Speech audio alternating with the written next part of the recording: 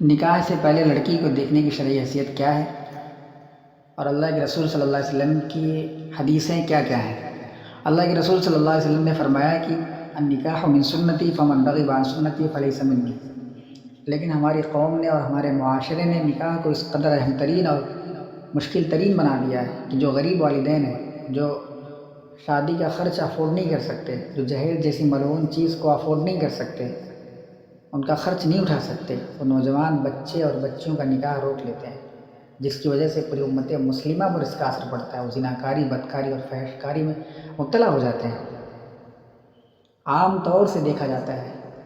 اللہ کے رسول صلی اللہ علیہ وسلم نے ارشاد فرمایا کہ اے نوجوانوں، پوری امت مسلمہ کے نوجوانوں کو خطاب کرتے ہوئے فرمایا کہ اے نوجوانوں، جو تم میں سے نکاح کی سکت رکھتا ہو وہ نکاح کرے۔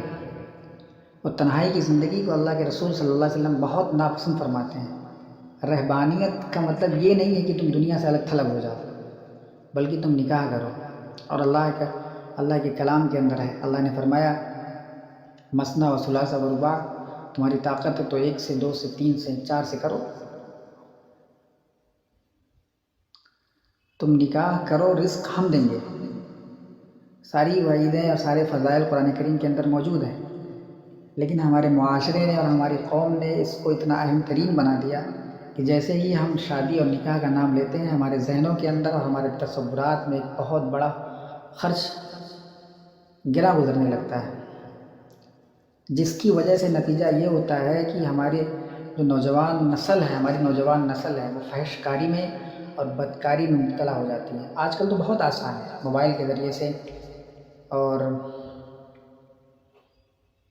میسیجز کے ذریعے سے، واٹس ایپ کے ذریعے سے لوگ کسی سے بھی بات کر سکتے ہیں، کہیں بھی بات کر سکتے ہیں، کسی بھی انسان سے رابطہ کر سکتے ہیں۔ تو یہ ان گناہوں کے دروازوں میں سے پہلا دروازہ ہے کہ انسان فحش کاری اور زناکاری کے لیے قدم اٹھائے گا، وہ انہی دروازوں میں سے ایک دروازہ ہے۔ بہت آسان ہے آج کل کے دور میں۔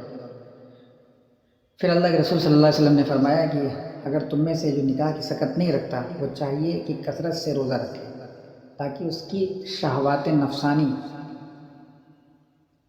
کا غلبہ کم پڑے۔ ہم انسانوں کو چاہیے اور پوری امت مسلمہ کو چاہیے کہ ہم اس چیز سے اجتناب کریں اور نکاح کو انجام دیں، اور نکاح کے پیغام کو بالکل، نکاح کے عمل کو بالکل آسان کر دیں تاکہ امت مسلمہ کا فرد جو ہے نکاح کے وقت پر نکاح کر لے۔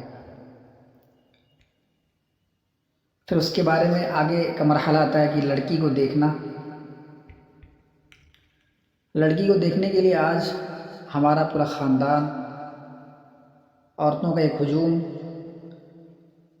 اس لڑکی کے گھر تشریف لے جاتے ہیں اور اس کے یہاں بہت بڑا خرچ اٹھواتے ہیں ان کے والدین سے، اتنا خرچ کہ اگر ان کے والدین اس خرچ سے ایک اولاد کا نکاح کرنا چاہیں تو وہ آرام سے کر سکتے ہیں۔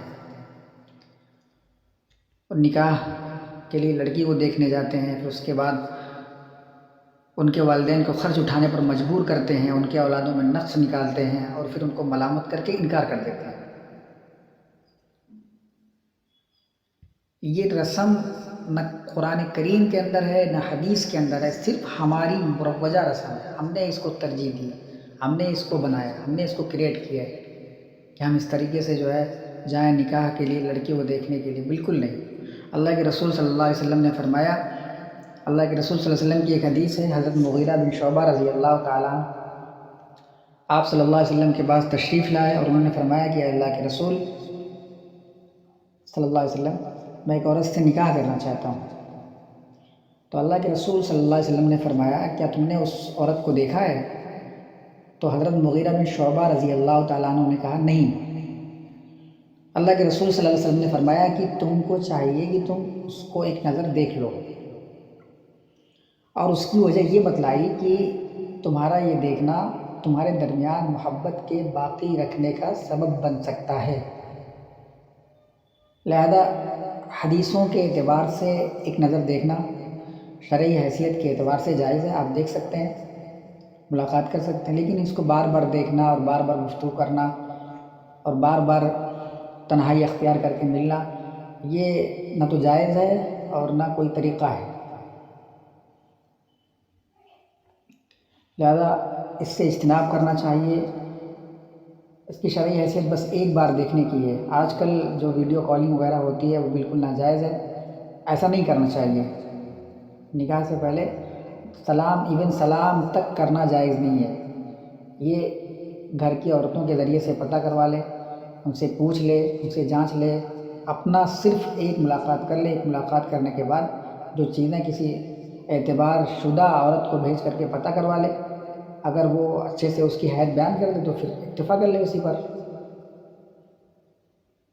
لیکن اس کے لیے باقاعدہ سفر کر کے اس کے گھر پر جانا اور ان کے ہاں دعوت کرنا، ان کو خرچ اٹھانے پر مجبور کرنا، یہ کوئی چیز حدیث کے اندر موجود ہی نہیں ہے اور نہ قرآن کریم کے اندر موجود ہے۔ یہ صرف ہماری بنائی ہوئی رسم ہے جس کو ہم ختم کر سکتے ہیں۔ ہر انسان یہ سوچے گا کہ ہمارے کرنے سے کیا ہوگا، تو ہمارے ہی کرنے سے ہوگا۔ امت مسلمہ کے ہم فرد ہیں، ہم مومن ہیں، ہم مسلمان ہیں، ہم کو چاہیے کہ ہم